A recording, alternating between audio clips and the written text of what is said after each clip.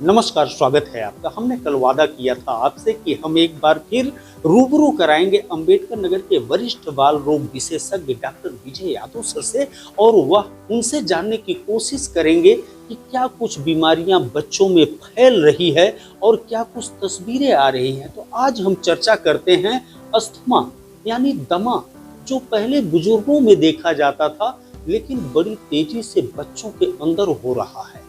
क्या कुछ लक्षण हैं, कैसे बचा जा सकता है, उस पर चर्चा करते हैं। डॉक्टर साहब, आपका स्वागत। धन्यवाद। एबीएन न्यूज के सभी दर्शकों को ढेर सारा नमस्कार वात्सल्य चिल्ड्रंस हॉस्पिटल की तरफ से। डॉक्टर साहब, आज हम लोग चर्चा करते हैं अस्थमा पर। क्या कुछ तस्वीरें देखने को मिल रही हैं? जैसा कि आपने अभी अपने इंट्रोडक्शन में बताया कि ब्रोंकियल आज्मा या दमा, जिसको हम लोग लोकल लैंग्वेज में दमा कहते हैं, या सांस फूलने की बीमारी, जो काफ़ी पहले तक दो लोगों में होती थी, या बुजुर्गों में, या जो बंदा बीमार पड़ गया किसी क्रॉनिक बीमारी से, या कहीं ऐसी जगह काम कर रहा है जहाँ उसको केमिकल एलर्जेंस का एक्सपोजर है, लाइक चिमनी भट्ठा वाली हो गई या केमिकल फैक्ट्रीज हो गई, सीमेंट की फैक्ट्रीज। लेकिन पिछले 10-15 सालों में जो हमारे वातावरण का प्रभाव समझें, या लाइफ स्टाइल का प्रभाव सोचें, या मोटापा का प्रभाव समझें, जो भी कहें, आजकल ब्रोंकियल आज्मा या दमा भी काफ़ी उभरती हुई बीमारी है। स्पेशली जो बच्चे अभी 3 साल 4 साल उनमें भी हो रहा है। पहले बीमारियां और बड़े बच्चों में, एडोलेसेंट में दिखती थी जो 10-11 साल में, अब वो बीमारियां 2-3-4 साल में भी शुरू हो गई हैं। और ये इसके कोई एक कारण नहीं है, ढेर सारे कारण हैं। बस आपको हम बहुत ब्रीफली डिस्क्राइब करेंगे कि लक्षण क्या है, कारण क्या है, उसके पहचान कैसे कर सकते हैं और कैसे उससे हम बच सकते हैं। हो गया है तो कैसे इलाज कर सकते हैं। एक अच्छी बात है, अभी भी जो बच्चों में आज्मा हो रहा है, करीब करीब वो बिल्कुल इलाज से पूरा खत्म हो जाता है, लाइलाज नहीं रह गया है और जड़ से भी खत्म हो जाता है। बस आपके उसको तह तक जानना है कि किस कारण से हो रहा है और दवाई लग के पूरा इलाज करना है। क्या लक्षण होता है डॉक्टर साहब? कैसे हमको पता चले कि हमारे बच्चे को दमा है? बहुत बेसिक पॉइंट्स बताते हैं कि कैसे आप लक्षण पहचानें कि बच्चे को हमारे अस्थमा के या ब्रोंकियल आज्मा के लक्षण हैं। सबसे पहली चीज़, बच्चे अक्सर ये बच्चे बार बार जुकाम बुखार से पीड़ित होते हैं, फिर उनकी सांस फूलने लगती है। जो सबसे इंपॉर्टेंट लक्षण है that is shortness of breath, या बीमारी के टाइम पे बच्चे की सांस फूलना। दूसरा क्या है, सीजनल वेरिएशन के साथ बढ़ता रहता है ये। जैसे बच्चा 1 साल का है तो ऐसा है, 2 साल में हो तो उसकी फ्रीक्वेंसी और बढ़ सकती है, 3 साल में और बढ़ सकती है। एक दूसरा है जो सांस फूल रहा है, अगर आपने बच्चे को इलाज शुरू किया तो जल्दी रिस्पॉन्ड करते हैं, जल्दी रिस्पॉन्ड किया। तीसरा जो है, अगर आपके परिवार में कोई हिस्ट्री मिलती है, चाहे एलर्जी की हो, चाहे अस्थमा की हो, या फैमिली में हो, चाहे मैटरनल साइड में या पैटर्नल साइड में। एलर्जी एक कॉमन रिस्क फैक्टर है। जैसे आपने देखा बच्चे को बार बार जुकाम होता है, जिसको हम लोग बोलते हैं कई बार कि क्रोनिक राइनोसाइनोसाइटिस है या एलर्जिक राइनाइटिस है ना। तो ये एक बहुत ही कॉमन रिस्क फैक्टर है कि जो बच्चों में एलर्जी की वजह से बाद में आज्मा बना देता है, ब्रोंकियल आज्मा बना देता है। तो एक लक्षण। दूसरा लक्षण है, हमने बोला family history, shortness of breath हो रही, बार बार सांस फूल रही है, रिकरेंट एपिसोड्स हो रहे हैं, ये सीजनल वेरिएशन में हो रहा है, और बच्चा इन बिटवीन ठीक रह लेता है। और लास्ट में है कि जैसे बच्चे को आपने एलर्जिक दवाई स्टार्ट किया, या कई बार बच्चे को आप इनहेलर स्टार्ट करते हैं, उससे बच्चे रिस्पॉन्ड कर जा रहे हैं, तो ऑलमोस्ट क्लिनिकल डायग्नोसिस ही बनती है।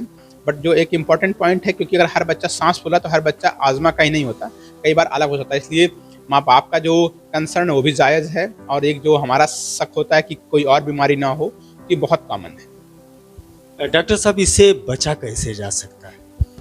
बचने का ये है कि नॉर्मली जैसे हमने देखा कि पहले हम श्योर हों कि ब्रोंकियल आज्मा है कि नहीं है, तो उसमें जो कॉमन डिफरेंशियल डायग्नोसिस या कॉमन बीमारियां, जिसको कई बार हम कंफ्यूज करते हैं घर वाले या डॉक्टर्स भी कि अस्थमा ही है, कुछ और तो नहीं है। तो उसमें जो कॉमन है कि अगर किसी को बार बार सीरियल या वायरल निमोनिया बार बार हो रहा हो, इसमें बच्चे की सांस फूल रही हो, या बच्चे किसी के दिल में छेद हो, जैसे आज की बीमारी टाइम में हार्ट अटैक कॉमन है, हार्ट अटैक से ज़्यादा कॉमन अभी भी बच्चों में दिल में छेद है।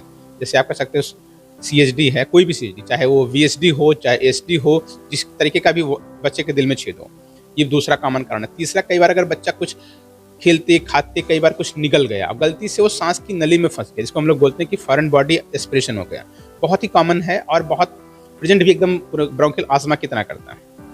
अभी हमारे पास लास्ट मंथ एक बच्चा एडमिट था, 3.5 ईयर्स का था, वो कई जगहों पे दिखा के आया था, हमारे पास एडमिट हुआ। दूसरे दिन हमें लगा कि इसकी दिक्कत कुछ ज़्यादा हो रही है, हमने उसके तुरंत लखनऊ में सलाह दी। वो KGMC से फॉरेन बॉडी निकला, उसके सांस की नली में मूंगफली, मटर का छिलका और मटर का दाना फंसा हुआ था, और लास्ट 1.5 महीने से बच्चा वो परेशान रह रहा था। और ये इस साल में चौथी बार ऐसा हुआ जिसमें हमने फॉरेन बॉडी सस्पेक्ट किया।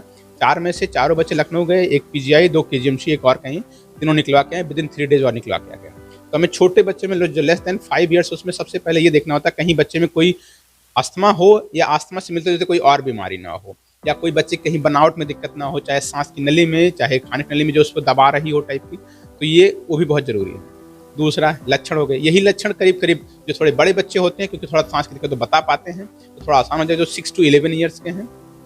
और जो एडोलेसेंट हैं, 11 साल से बड़े वाले बच्चे हैं, उनमें थोड़ा और आसान होता है पिकअप करना, क्योंकि वो समस्याओं को समझ भी सकते हैं।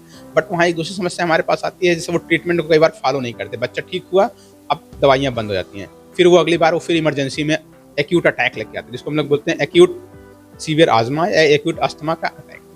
तो ये बहुत कॉमन है। तो इसलिए कई बार दवाई से साथ साथ में आपकी काउंसलिंग इंपॉर्टेंट है, साथ में उसमें उसको फॉलोअप करना इंपॉर्टेंट है, प्लस साथ में उसको प्रॉन्स एंड कॉन्स बताने जरूरी है कि बच्चा अगर सांस की दिक्कत ले रहा है, अगर आप अच्छे से इलाज नहीं करेंगे तो अनकंट्रोल आजमा रहेगा, उसको quality of life, sleep, daily activity, schooling, health सब कुछ अफेक्ट होगा। तो इसलिए बीमारी के साथ साथ आपको उसको उसके कोर्स कैसा है वो भी पता होना चाहिए। क्या कुछ तस्वीरें आ रही हैं डॉक्टर साहब इस समय ये अस्थमा और दमा की? जैसे कि आप इस समय भी देख रहे हैं, मौसम चेंज हो रहा है, बारिश हो रही है, गर्मी हो रहा है, शाम तक मौसम चेंज हो रहा है, सुबह फिर से चेंज हो रहा है। और ये जो इस समय सीजन चल रहा है, क्योंकि इस समय जैसे इन्वायरमेंट में भी आप देखेंगे जो खेती हो रही है उसके भी असर होते हैं और धूल का भी असर होता है। तो कभी इस समय थोड़ा एलर्जी का टाइम तो है, क्योंकि इस समय आप देख रहे होंगे परिवार में सब में से कुछ लोगों को 50% लोग को जुकाम खांसी चल रही है। तो जुकाम खांसी कोई ऐसी चीज़ नहीं जो बहुत डरा जाए, लेकिन अगर किसी को एलर्जी है, आजमा है या एडल्ट्स में सीओपीडी है, तो उसके ये नुकसान होते हैं कि कहीं अगर छोटा बच्चा होगा जो एलर्जिक होगा, जो आजमा की तरफ प्रोग्रेस कर रहा होगा, उसको थोड़ा सा कई बार फ्लेयर अप ना करके उसको बढ़ा ना दे। तो उनसे बचने के लिए है कि एटलीस्ट आप उस टाइम के कॉन्टैक्ट को थोड़ा दूर करें, ताकि कम से कम जुकाम हो रहा है कोई बात नहीं, हाफा ना बढ़ जाए, सांस ना फूलने लगे या फिर सांस लेने में उसको तकलीफ ना होने लगे। कितना पेरेंट्स से सपोर्ट करते हैं जब उनको पता चल जाता है कि हमारे बेटे या बेटी को दमा है, अस्थमा है, जैसे नेबुलाइजर करना या इनहेलर करना, कितना सपोर्ट करते हैं? ये आपका बहुत वाजिब सवाल है। अगर देखा जाए पेरेंट्स के हिसाब से या बच्चे के हिसाब से, होता क्या है कि नॉर्मली बीमारी डायग्नोस करना भी आसान है, आपको ट्रीटमेंट करना भी आसान है, आपने काउंसलिंग कर दिया, तब भी उनको लगता है कि अब तुम्हारे बेटे को पंप स्टार्ट हो गया है, दमा के लिए इनहेलर स्टार्ट हो गया, या बार बार नेबुलाइज करना पड़ता है। नेबुलाइज करने के लिए फिर भी यहाँ की पब्लिक, जो local population of Ambedkar Nagar near by district है, फैजाबाद, सुल्तानपुर, बस्ती एंड ऑल दैट, फिर भी वो लोग रेडी हैं। लेकिन अगर एक बार इनहेलर स्टार्ट कर दे तो उनको लगता है कि ये हमारे दादा को चलता था, उनको ज़िंदगी भर चलता रहा, या हमारे जान उनको ज़िंदगी भर चल रहा है। ऐसा नहीं है। बच्चों में एक अच्छी बात है कि बच्चे अगर जितनी जल्दी बीमार पड़ते हैं उतनी जल्दी रिकवर भी करते हैं। और ये जो एलर्जी की बीमारी है, समझ लीजिए जो हमारी एयरवेज है उसकी रिमॉडलिंग या उसकी जो कोशिकाएं हैं, समझ लो वहाँ पे समस्या है। जैसे बच्चे कई बार ग्रो करते हैं, हेल्दी होते हैं, 6-7 साल तक आते थे बच्चे, कई बार बिल्कुल ठीक हो जाते हैं, दवाइयाँ बिल्कुल बंद हो जाती हैं, पहला चीज़। दूसरा हमने कहा नेबुलाइजर या इनहेलर, तो इनहेलर का नुकसान सबको पता कि बहुत लंबा चलना है, बहुत नुकसान करती है। लेकिन एक आप 2 लाइन में आप फ़ायदा समझे कि इनहेलर सबसे आसान दवाई है जो फेफड़े के लिए या ब्रोंकियल आजमा के लिए है, क्योंकि 2 पॉइंट में, पहला पॉइंट कि इसको हम डायरेक्टली ओरल रूट से दे रहे हैं, मुंह से दे रहे हैं, तो सीधे वो फेफड़े में जाके इनहेलर के रूप में जा रहा है, तो डायरेक्टली फेफड़े को कम कर रही है। बाकी जो दवाइयाँ जाती हैं वो पहले ब्लड में जाती हैं, फिर पूरे सर्कुलेशन में काम करती हैं। उसकी डोज कभी आप देखने का प्रयास करें इनहेलर का, उसमें नॉर्मली माइक्रोग्राम में लिखा होता है। माइक्रोग्राम का मतलब है 1 मिलीग्राम में 1000 माइक्रोग्राम होते हैं, तो कितनी कम डोज हुई आप समझ सकते हैं। तो दूसरा, जैसे हमारा पेरेंट्स से एक निवेदन है, अगर आपको डॉक्टर ने काउंसलिंग करा है, समझा दिया कि ब्रोंकियल आस्मा है, दवाई थोड़ी लंबी चलनी है, तो कभी भी फॉलोअप मिस ना करें। आप दूसरी राय ले सकते हैं, जहाँ भी दिखाएं, लखनऊ दिखाएं, अम्बेडकर दिखाएं, दूसरी राय ले लें, लेकिन एटलीस्ट कंटिन्यू करें अपने इनहेलर को, और तब तक कंटिन्यू जब तक कि उसको धीरे धीरे टेपर करके बंद ना कर दिया जाए। प्लस एक रिस्क के लिए अपने घर पे इनहेलर रखें, सो दैट इमरजेंसी में कई बार दिक्कत नहीं। अदरवाइज इसके 2-3 जो बड़े नुकसान देखे गए हैं, फिर पेशेंट्स एक इमरजेंसी में एक्यूट अटैक ऑफ आजमा लेके आता है, that can be life threatening, वो जानलेवा हो सकते हैं। दूसरा क्या है, अगर आप गलत तरीके से लेंगे कि आराम हुआ, बंद किया, फिर दोबारा किया, तो वो समझ लिए बीमारी बिगड़ने का होता है। जैसे आपने टीबी में सुना होगा कि MDR टीबी हो जाती है, तो वही हाल है आजमा में, वो अनकंट्रोल रूप में चली जाती है।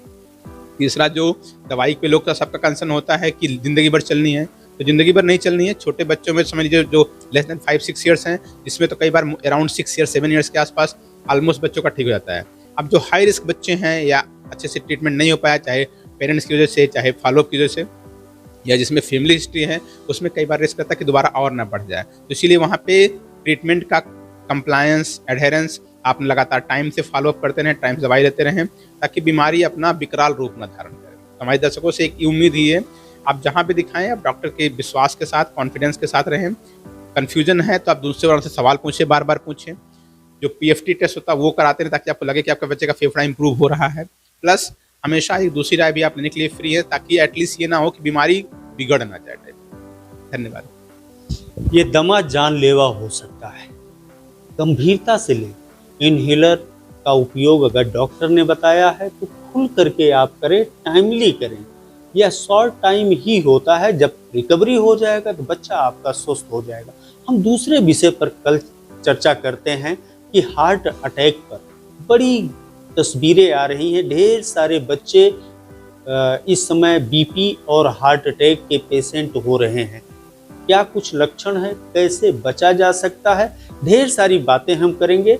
आज डॉक्टर साहब आप लोगों से रूबरू हुए। डॉक्टर साहब बहुत बहुत थैंक यू।